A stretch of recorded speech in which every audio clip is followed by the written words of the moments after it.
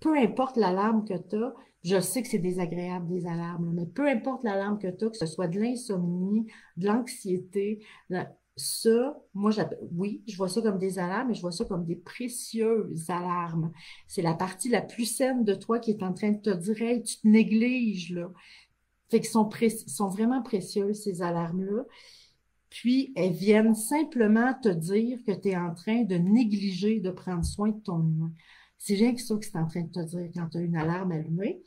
Puis, que tu as 10 missions pour prendre soin de toi. En fait, là, tous les humains, on a ça, on a 10 missions pour prendre soin de nous autres. Puis quand on néglige ces missions-là, ben, il y a des alarmes qui se déclenchent. Ben, c'est ça, c'est que c'est notre responsabilité de prendre soin de notre humain. Tu as à prendre soin de ton humain, puis pour prendre soin de cet humain-là, tu as 10 missions à remplir.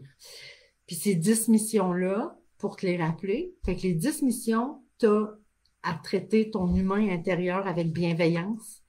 Tu as à t'assurer de le nourrir avec des relations vitamines. Tu as à t'assurer de le protéger des liens toxiques. Tu as comme responsabilité aussi d'écouter tes émotions, de décoder tes émotions parce que c'est ton humain intérieur qui essaye de te parler à travers tes émotions.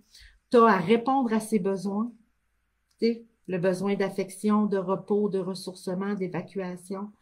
Tu as à respecter tes limites, respecter les limites de ton humain. Tu as à honorer ses valeurs, défendre ses valeurs, puis poursuivre ses rêves.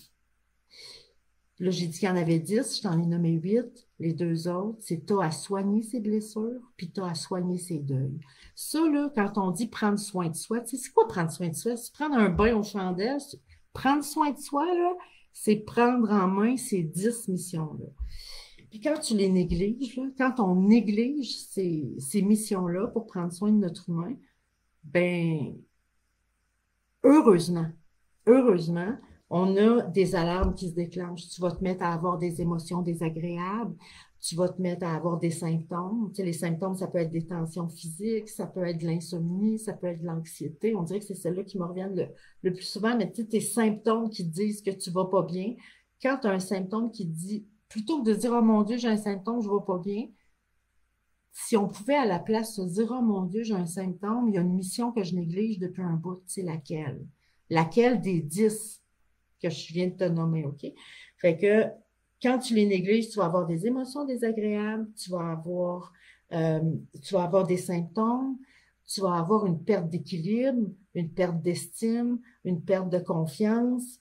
Tu vas te mettre à t'éteindre. Puis quand tu te sens vide, c'est parce que ça fait trop longtemps que tu n'es pas allé voir c'est quoi tes missions, puis que tu négliges tes missions. Fait que quand tu as des lumières qui allument dans ton tableau de bord, c'est toujours parce que tu as une mission que tu négliges depuis trop longtemps. Puis c'est pour ça que, de mon point de vue, nos alarmes sont hyper précieuses. Mais ce qu'on voit, c'est que souvent, chez les humains, plutôt que de s'intéresser à leurs alarmes, on essaye de les faire disparaître. Oh mon Dieu, je fais de l'insomnie. Comment? Ce serait quoi le truc pour arrêter de faire de l'insomnie? Mon Dieu, je suis anxieuse. Ce serait quoi le truc pour faire baisser mon anxiété? Oh, je me sens triste de ce temps-là. Comment je peux faire pour faire disparaître cette tristesse-là? Nos alarmes, plutôt que de les écouter, plutôt que de s'y intéresser, on cherche à les faire disparaître. Puis là, je pense qu'on se trompe grandement quand on cherche à faire ça. Mais j'ai envie de te dire, ouais, mais tu sais, j'ai pas envie tu sais, si tu dis, j'ai pas envie de vivre, Karianne, avec ces alarmes-là, je comprends. Mais ces alarmes-là, ils ont un message super important pour toi. Ils sont en train de te dire qu'il y a une des 10 missions que tu négliges depuis trop longtemps. Si tu arrêtes de négliger ta mission, elle va disparaître, l'alarme. Fait que, moi, je te dis pas reste avec tes alarmes. Ce que je te dis, c'est que plutôt que de les faire disparaître sans trouver le message qu'il y a derrière, deviens plutôt curieux à savoir, wow, je néglige mon humain, c'est quoi que je néglige présentement? C'est quoi la mission que je suis en train de négliger? Puis, si on cherche à les faire disparaître, puis c'est là que j'arrive avec mon automate, là, c'est que souvent, on tombe sur le pilote automatique. On tombe sur le pilote automatique, puis on tombe dans les rôles qu'on a à jouer, on tombe dans les masques qu'on se met, les costumes qu'on porte, tu sais. Puis, je t'invite à te poser la question, tu sais, c'est quoi ton automatisme à toi qui est le plus risqué? C'est quoi le costume que tu risques le plus de mettre qui va te faire perdre contact avec ton humain? Puis si tu te demandes, c'est quoi, quelle sorte de masque je peux mettre, dans quelle sorte d'automatisme je peux tomber, ben les masques que je rencontre le plus souvent, tu sais, on en parle beaucoup des masques dans la précieuse quête, dans mon programme sur la précieuse quête avec la gang, puis ce qui revient le plus souvent, c'est le masque de la forte. Le masque, il y a Candide qui dit travailler. Oui, Candide, on tombe dans l'automatisme de travailler. Des fois, on met le masque de la performance, du performant. Mais quand on met, tu sais, quand on met un masque, c'est pour cacher quelque chose. Mais qu'est-ce qu'on cache? C'est cet humain-là. C'est toi, humain. Tu sais, on se met une espèce de masque, puis ce qui fait qu'on devient plus comme costumé pour jouer le rôle dans la société dans laquelle on est en train de vivre, dans l'environnement dans lequel on est, avec les gens avec qui on est. Puis le costume, bon, les costumes que je vois le plus souvent, là, je les ai notés tantôt, c'est le costume de la forte, le costume de la généreuse, des fois. C'est un costume, ça. Des fois, on reste dans la généreuse qui donne aux autres, qui est attentive aux autres, qui s'occupe des autres, mais tout ce temps-là, des fois, notre humain en dedans, il n'y a pas personne qui s'occupe de lui, là. Puis on néglige nos missions pour continuer de prendre soin des autres. Puis là, si tu dis, ouais, mais là, moi, je veux pas devenir un égoïste, là. Non, non. Quand tu vas prendre soin de ton humain, là, je te garantis que tu vas devenir encore plus capable de prendre soin des autres, puis tu vas mieux prendre soin des autres. Fait que la forte, la généreuse, la gentille, combien il y en a qui portent le masque de la gentille, tu sais? Puis le masque, ça sert à cacher quelque chose, là. Tu pourrais aussi te demander, c'est quelle partie de mon humain je cache avec mon masque? Tu sais, ton masque, est-ce qu'il te sert à cacher à cacher la partie de ton humain qui a des émotions? Il sert-tu à cacher tes émotions? Il cherche-tu à cacher tes besoins? Il cherche-tu à cacher tes limites, tes valeurs, tes rêves, tes blessures, tes deuils? Si on se met un masque, c'est pour cacher quelque chose. Tu sais, un masque, ça sert à ça. Ça sert à cacher. Ça sert à cacher l'humain. Puis dans l'humain, oui, ça va être tes émotions, tes besoins, tes limites, tes valeurs, tes rêves, tes blessures, tes deuils que tu vas cacher. Attends, je vais continuer avec mes masques, parce que sinon je finirai jamais. La forte, la généreuse, la gentille, la performante, la raisonnable. On essaie d'être raisonnable. C'est qu'avec le masque, la raisonnable, des fois, on cache nos besoins, des fois, on cache nos émotions. Avec le masque de la performance, souvent, on va cacher nos limites. Fait que ces masques-là servent à cacher une partie de ton humain.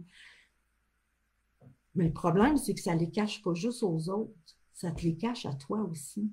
Quand tu es dans ton costume, tu perds le contact avec ton humain. Tu sais. Aujourd'hui, le 21 juin 2022 à 12h30, là, est-ce que tu es en train d'être incarné dans ton costume ou tu es incarné dans ton humain? Parce que ton humain, il est toujours là. Il est toujours là. Puis si ça fait trop longtemps que tu caches ton humain avec ton masque, que tu t'occupes pas de ton humain, ben c'est là que les symptômes vont se déclencher. Fait que là, je suis curieuse de voir c'est quoi le masque que tu as tendance à mettre pour cacher ton humain? À quoi il faudrait que tu fasses attention? Parce que ça, c'est un pilote automatique. C'est un pilote automatique. Souvent, on s'en rend même pas compte. Puis si on arrête d'être alerte, si on arrête d'y porter attention, ben, ce qui arrive, c'est que tu vas perdre contact avec ton humain. Tu vas te mettre à ravaler tes émotions, à négliger tes besoins, à dépasser tes limites, à tolérer des affaires qui vont contre tes valeurs, à, à laisser tes rêves dans le placard, à laisser infecter tes deuils, à laisser infecter tes blessures. Puis ça, c'est pas une bonne idée pour ton équilibre puis ta santé, parce que c'est là que tu vas te mettre à avoir plein d'alarmes, que tu vas te mettre à perdre ton estime, à perdre ta confiance, à perdre ton équilibre. Puis je suis pas en train de vous dire de jamais mettre vos masques, là, parce que nos masques, ils nous servent dans la vie. Ils nous servent à nous protéger. Fait qu'il faut que tu t'assures que ton masque soit pas toxique pour toi. Puis si ton masque sert à te protéger, ça va en notant que sur le side, il y a des bouts où tu enlèves ton masque pour prendre soin de ton humain, pour répondre à tes besoins, respecter tes limites. Moi, je pense que tous les masques sont là pour nous protéger. Puis c'est OK des fois de se mettre de se mettre des masques. Le danger, c'est d'étouffer en dessous. d'étouffer en dessous puis d'avoir plus de place pour l'humain. Faut qu'il y ait des moments où, au moins, quand tu es seul avec toi, tu puisses t'arrêter puis aller voir qu'est-ce qui se passe. Est-ce qu'il y a une mission de tes 10 missions que tu négliges depuis trop longtemps? Puis, tu sais, j'ai envie de te dire, que la prochaine fois que tu verras des alarmes allumées, tu sais, que ce soit une perte d'estime, de confiance, d'équilibre, des symptômes, des émotions désagréables, sentiments de vide, va te brancher en dedans pour aller voir c'est quoi ta prochaine mission. Parce que tu peux même t'imaginer que ces symptômes-là, là, c'est ton humain à l'intérieur de toi qui est en train de te pincer pour dire, hey, tu m'oublies, là, tu prends plus soin de moi, tu t'occupes plus de moi. Puis, tu sais, j'ai envie de te dire, souvent, là, je vais-tu là? Ouais, je vais aller là. Mais je voyais que tu as le saupoudré, tu sais, pour mettre ça dans ta mijoteuse. Mais notre face, tu sais, si tu regardes comment tu prends soin de ton humain, tu sais, tu l'écoutes-tu, tu réponds-tu à ses besoins, tu respectes-tu ses limites. Notre façon de prendre soin de notre humain intérieur, tu sais, ça arrive souvent qu'on se traite comme on a été traité. C'est-à-dire que je continue de traiter mon humain comme on m'a traité moi quand j'étais petite. Fait que si j'ai grandi dans un environnement où on ne tenait pas compte de mes limites, ça se peut que je devienne une adulte qui ne tienne pas compte des limites de son humain. Tu sais, on se traite, comprends-tu? Fait que tu peux te demander, tu sais, comment je traite mon humain, comment je traite ses émotions, ses besoins, ses limites, ses valeurs, ses rêves, où j'ai appris ça? Est-ce que j'ai grandi dans un environnement où on me traitait comme ça? Puis si oui, j'ai envie de te dire, OK, ça peut être une explication, mais c'est pas une excuse. Aujourd'hui, c'est toi l'adulte. Aujourd'hui, c'est toi l'adulte responsable de cet humain-là. Fait que c'est à toi de remplir ces missions-là. Julie qui dit, c'est tellement ça, je suis le miroir de mes parents. C'est vraiment l'environnement dans lequel on a grandi, ça a vraiment eu un impact. Mais c'est pas une prison, ça. C'est pas parce... Oui, OK, tu te traites comme ça parce que tu continues de te traiter comme on t'a traité, tu sais, quand tu restes sur l'automatisme. Mais si tu t'arrêtes puis tu regardes ça, tu peux te dire, oh, OK, aujourd'hui, adulte, tu peux te traiter autrement. Tu peux te respecter autrement. Puis je pense que c'est ça notre grand défi, si on veut arriver à être en équilibre psychologique, si on veut arriver à se respecter puis à être bien avec soi, c'est quand on va se mettre à se traiter comme on aurait eu besoin d'être traité. Puis rendu adulte, ben, c'est à nous autres de faire ça. En faisant les 10 missions. Les 10 missions, c'est ça que tu as à faire pour prendre soin de toi. Là, je vois le temps avancer. Je vais absolument revenir sur comment on fait pour entendre le message. Si tu dis, OK, là, je suis pas bien, je sais qu'il doit y avoir une mission que je néglige depuis trop longtemps, c'est laquelle? Puis je te parlais de comment on peut se brancher. Vraiment, là, tu sais, quand une voiture, là, quand elle va, tu sais, une voiture, tu as un problème avec ta voiture, tu vas au garage, puis des fois, il y a la branche sur un ordinateur, là, puis l'ordinateur va dire, voilà ce qui marche pas dans la voiture. Ben, tu as une espèce de système comme ça, interne. Tu as ça avec ton kit d'humain. On a tout ça, les humains. Fait que pour te brancher sur ton ordinateur pour voir qu'est-ce qui se passe, c'est laquelle des 10 missions tu es en train de négliger présentement, ben, tout ce que tu as à faire, là, c'est d'abord, il faut que tu t'arrêtes. Il faut que tu t'arrêtes, trouve un moment pour être seul avec toi-même. Tu vas t'arrêter, tu vas fermer les yeux, ben, tu vas t'asseoir. Je vais m'arrêter, je vais fermer les yeux, je vais respirer pour ouvrir l'ordinateur, OK? Il y a une façon de respirer qui va t'aider à recevoir le message de l'intérieur, à recevoir, à entendre ton humain en dedans qui est en train de te crier la mission que tu négliges depuis trop longtemps. Fait que la façon de respirer, c'est de gonfler ton ventre avant ta poitrine. C'est vraiment une respiration qui augmente le volume de ton humain en dedans. Fait que ce que je fais, je m'arrête, je ferme mes yeux, je mets ma main sur mon ventre, ma main sur ma poitrine, puis je vais respirer en gonflant mon ventre en premier. Quand j'arrive à bien respirer avec le ventre qui gonfle en premier, là, je vais diriger mon attention à l'intérieur de moi, puis je vais laisser venir les indices. Tu vas voir, il y a des souvenirs qui vont te venir en tête, des mots qui vont te venir en tête. Des fois, c'est des odeurs qui te viennent en tête. Tu sais, ton humain à l'intérieur de toi, là, il te parlera, tu sais, s'il pouvait nous texter, ce serait tellement plus simple, mais c'est pas de même ça marche. On dirait qu'il joue à fais-moi un dessin avec nous autres, tu sais. Il nous envoie des indices. Puis là, dans les gens qui ont dit, moi, j'ai essayé de me brancher, Karen, puis on dirait que ça marche pas, tu sais. J'ai plein d'affaires qui ont pas rapport, qui viennent. Ça marche. Il faut t'attendre qu'au début, ce qui va venir aura pas de sens. tu vas avoir des choses qui vont venir en tête. D'abord, ça se peut qu'au début, il y ait de la pollution. C'est-à-dire que quand tu te branches là, ça se peut que ce soit tes préoccupations qui viennent en premier. Continue. Reste là. Fais simplement nommer ce qui te vient en tête. Nomme-le. Puis si tu es toute seule, tu peux le nommer à voix haute. Ça accélère encore plus le processus. Fait que tu vas nommer ce qui va te venir en tête, même si ça fait pas de sens, même si tu comprends pas. Puis j'ai même lu, ça marche pas, Karen, je vois rien, il y a trop d'affaires qui me viennent en tête. Mais c'est ça. C'est les dessins que ton humain est en train d'essayer de t'envoyer. T'envoies des petits bouts. C'est comme des morceaux de casse-tête qui t'envoient. Au début, tu sais pas où ça s'en va. Fait que même si ça n'a pas de sens, c'est pas grave. Reste là. Nomme ce qui te vient en tête. Des mots, des images, des souvenirs, des odeurs, peu importe, OK? Tu laisses venir ce qui vient. Tu laisses venir ce qui vient, puis tu continues. Puis il n'y aura pas de lien au début, OK?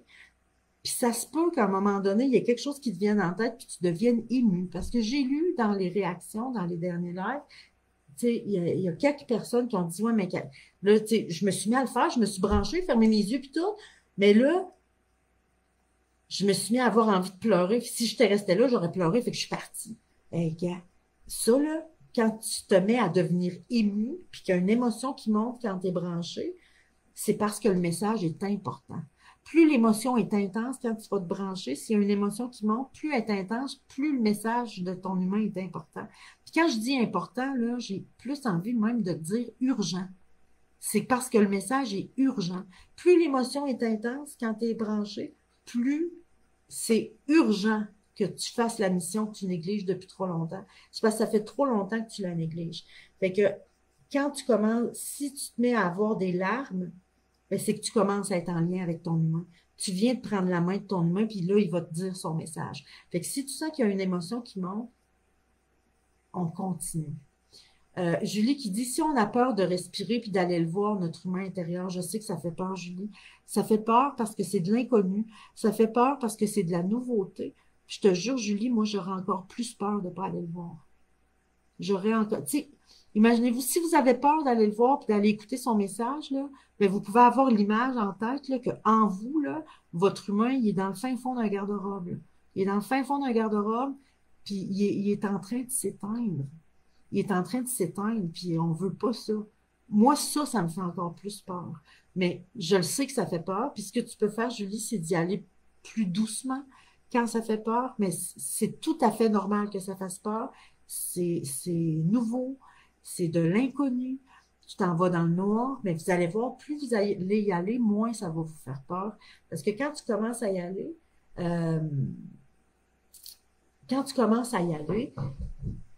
si t'es jamais allé, c'est comme si tu rentrais dans une pièce où il fait noir. Il n'y a aucune lumière. Il fait noir, noir, noir. Fait que c'est sûr que c'était peurant, mais si tu restes là tranquillement, tu sais, comme quand tu rentres dans une pièce noire, tranquillement, il commence à avoir des ombres, tu commences à, hop, il y a des formes qui commencent à apparaître à force d'y aller. Parce que comme c'est l'inconnu qui fait peur, ben plus tu vas y aller, moins ça va être inconnu. C'est comme aller rencontrer quelqu'un que tu connais pas. Tu sais, là, on dirait, tu sais, je suis en train de penser à, je sais pas si vous avez lu Le Petit Prince, là, mais tu sais, l'allégorie du renard, tu sais, quand le petit prince rencontre le renard, puis le renard dit, tu sais, si tu veux, tu sais, apprivoise-moi, tu sais, viens lentement. Mais vous pouvez prendre le temps d'apprivoiser votre humain, tu sais, si vous êtes jamais allé là, c'est normal, ça passe peur. Normal. Ben, c'est humain. C'est sain. C'est légitime d'avoir peur. Dans ce temps-là, allez-y simplement plus lentement. Puis je proposais, je pense que c'est sur le live, sur le vide, je vous parlais de prendre du temps chaque jour. Prenez 5 minutes chaque jour juste pour vous brancher puis aller voir ce qui se passe. Puis après ça, vous sortirez de là, tu sais. Si vous n'avez pas l'habitude d'y aller, là, vous avez passé votre vie à éviter d'y aller, vous avez des gros breaks, là. Tu sais, vous êtes équipé de breaks. Fait que vous pouvez descendre un peu, puis si ça se met à faire trop peur, tant que c'est inconfortable, c'est OK. Si ça devient intolérable, tu t'en vas de là, OK? Fait que si vous allez dans l'inconfort, mais pas dans l'intolérable, ça va vous permettre de l'apprivoiser. Un peu comme quand on développe, tu sais, la flexibilité dans un muscle.